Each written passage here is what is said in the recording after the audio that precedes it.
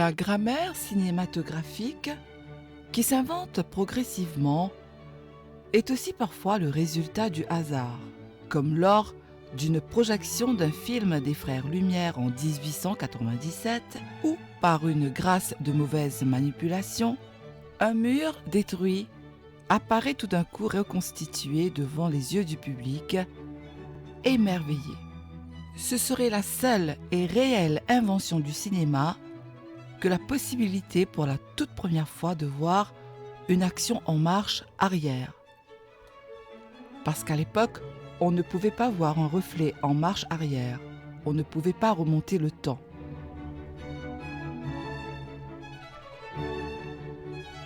Le public avait le souffle coupé. Il se disait comment est-ce qu'une telle chose pouvait être possible ? Il se demandait comment est-ce que quelqu'un pouvait tourner la manivelle en sens inverse. La manivelle de caméra se révèle être une machine d'émerveillement, une machine narrative, aussi parallèlement aux images, prélevée au monde des opérateurs qu'on n'appelle pas encore réalisateurs ou cinéastes. Cherche à raconter des histoires. Parmi les tout premiers, Ferdinand Zecca, Louis Feuillade ou encore Max Linder, père de la comédie. Dès le début, la cinématographie s'est intéressée à l'histoire et à la narration. On a souvent eu l'idée que dans le fond, le cinéma des premiers temps était un cinéma plutôt de non-fiction, au cinéma documentaire, et progressivement arriverait la narration. Les catalogues de l'époque montrent justement la vue documentaire ou des vues de plein air, mais aussi des scènes d'histoire qui font partie de l'attraction du cinéma à ses débuts. Même si à l'époque il n'y avait pas de montage, il n'y avait pas de perfection de la narration telle qu'elle va se développer dans les années 1910, mais déjà, on veut raconter des histoires avec le cinéma. Et pour développer leur récit, les cinéastes naissants piochent dans des répertoires picturaux existants qui reposent déjà sur l'imaginaire collectif. Ils sont allés chercher dans le fond et des peintures qui ont eu beaucoup de succès et qui ont été extrêmement diffusées ensuite par la lithographie, la reproduction dans la presse, par la photo également, la carte postale aussi. Une chose que le cinéma des premiers temps nous montre, c'est ce qu'on appelle la résonance des images, de la culture visuelle, et cette culture visuelle qui fonctionnait sans hiérarchie a malheureusement été filtrée par l'histoire de l'art. On a vu des peintures de grands impressionnistes qui ont été diffusées de manière populaire à grand tirage. Par contre, il y a eu d'autres peintures qui sont devenues populaires parce qu'elles ont été diffusées très largement.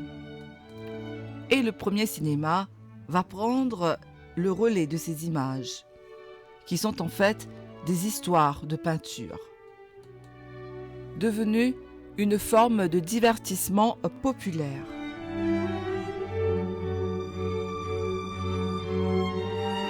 Les récits héroïques et les batailles sont reconstitués non plus seulement sur la toile, mais devant la caméra pour fictionnaliser toujours plus l'histoire et la projeter sur grand écran, comme la récente guerre franco-prussienne de 1870. Les dernières cartouches d'Alphonse de Neuville, qui a été le grand succès du salon de 1873, qui a ensuite été décliné dans tous ses supports possibles et inimaginables, de l'affiche jusqu'à la boîte d'allumettes, va être repris par plusieurs cinématographes et donc, dans ces années-là, on connaît 5 ou 6 versions qui vraiment répliquent le tableau d'Alphonse Neuville. Le peintre a mis dans ce tableau beaucoup d'histoires différentes. On retrouve entre autres un soldat blessé et un autre qui crie « Il faut résister, Il a mis une multitude de petites histoires dans ce tableau. S'il y a quelque chose de fascinant dans ce tableau, c'est que le peintre prend comme point de départ toutes ces histoires qui sont figées, captées dans cet instant fixe et les insérer dans le flot du temps. Il ne s'agit pas seulement d'exploiter une image familière et d'en faire un film, mais aussi de raconter et de mettre en image l'avant et l'après. Et au lieu de se servir des mêmes images, elles vont plutôt se succéder. C'est ce qu'on appelle la narration cinématographique. La fiction pioche aussi dans les ressorts efficaces du feuilleton et de la mise en scène du très populaire Musée Grévin, où l'œil du public est une machine narrative. En 1882, dans le musée de Cire, 7 tableaux sont mis en scène, comme s'il s'agissait d'un roman feuilleton. Les visiteurs du musée pouvaient traverser les différentes salles et ainsi dérouler l'histoire. Et cela démontre le pouvoir considérable du spectateur. Parce que c'est le mouvement du spectateur qui fait avancer l'histoire. En 1901, Ferdinand Zecca reproduit littéralement ce qui a été exposé pendant 15 ans au musée Grévin. Chaque tableau est simplement recréé dans son film. La seule différence, et elle est assez révélatrice, dans le film de Ferdinand Zecca, il y a une séquence de rêve où un criminel est en prison. On le voit au premier plan. Il y a une scène au-dessus de lui. Sur cette scène, on assiste à un rêve de sa vie passée. Lorsqu'il était heureux avant d'être emprisonné et jugé. Ce que le cinéaste introduit ici, c'est ce qu'on appelle la représentation mentale.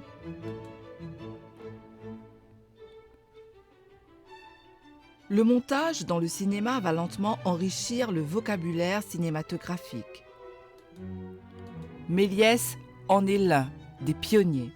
Illusionniste, il transpose un certain nombre de trucages du cinéma pour surprendre encore davantage son public et le faire rêver. C'était une question d'invention. C'est comme si on pouvait désormais utiliser ce moyen pour aller sur la Lune. C'était fait avec beaucoup de joie. C'est un médium incroyable et polyvalent qu'ils ont utilisé dans toute sa complexité. Le cinéma n'est pas la vie, ce sont des choses vraies. Et pour transfigurer la réalité, la couleur est d'emblée une quête du cinématographe. Teintée ou peinte à la main sur la pellicule, les couleurs donnent une plasticité à l'image et vont même parfois jusqu'à danser sur la toile en échappant aux contours des formes. Se projeter dans l'image est aussi possible depuis les années 1850. Grâce aux vues stéréoscopiques qui font fureur, dans ces lunettes sont proposées des vues urbaines, des photos en relief ou encore, dans un effet miroir, des images de personnes en train de regarder dans ces mêmes appareils. À l'époque, c'était frappant de constater la profusion de représentations d'individus qui sont en train de regarder d'autres individus, que ce soit dans l'espace domestique, mais aussi beaucoup dans l'espace public. C'est ce qui constitue le spectateur moderne. Toujours d'assister ensemble à un spectacle, le partager. C'est à la fois l'invention d'un regard collectif, c'est presque l'émergence d'un corps collectif.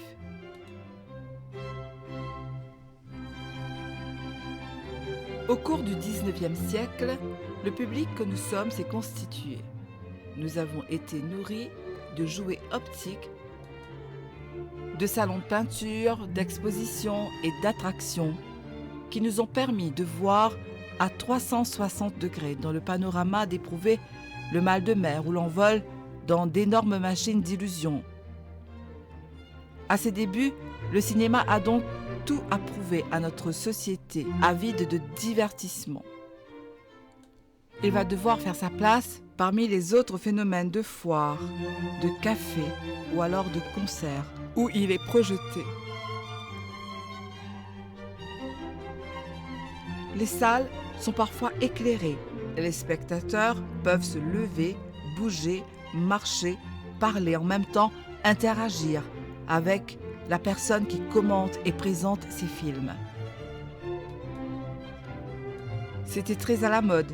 Quelques films sont présentés entrecoupés de numéros d'acrobatie ou de numéros de chant. Et puis, on reviendra à des scènes de cinéma. À l'époque, le cinématographe n'était qu'une attraction parmi tant d'autres. Et ce n'était même pas celle qui semblait avoir un grand avenir devant elle. En 1900, rien n'indique que le cinéma va se développer de manière autonome, de façon indépendante, et qu'il va devenir une forme d'art. L'année 1907 est un tournant. Les films s'allongent, leur offre se diversifie et les projections cinématographiques ont de plus en plus de succès. Des salles de cinéma sont aménagées et des lieux de spectacle se reconvertissent pour diffuser des films. À partir de là, on commence à voir un lieu où la classe ouvrière et la bourgeoisie peuvent s'asseoir côte à côte pour profiter de ce divertissement qui est pour tous. Quelque chose qu'il ne faut jamais oublier, le public a joué un rôle fondamental dans l'histoire, la croissance et le développement du cinéma. S'il n'y a pas de public, il n'y a pas de futur pour le cinéma, comme aujourd'hui. Il faut prendre en considération le regard du public. Et aujourd'hui, le cinéma est devenu une source d'inspiration et d'influence. Les images ont définitivement su s'imposer.